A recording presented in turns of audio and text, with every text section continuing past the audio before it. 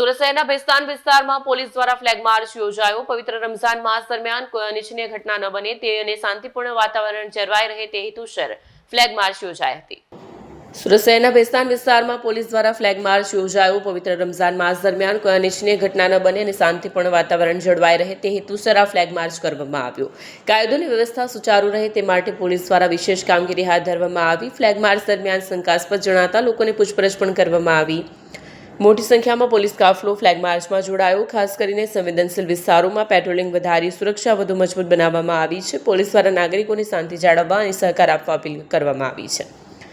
Bureau report સડ્યા TV news Surat. આજરોજ police commissioner Surat શહેર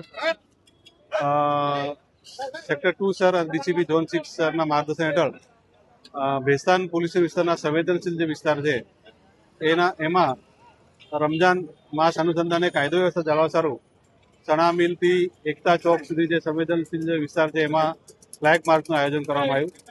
આ ફ્લેગ માર્ચમાં એક પીઆઈ, 4 પીએસઆઈ, 40 માણસોએ તથા પીસીઆર વાને ભાગ લીધો અને રમજાન માસ અનુસંધાને કાયદો વ્યવસ્થા જાળવવા માટે ફ્લેગ માર્ચનું આયોજન કરવામાં આવેલ છે।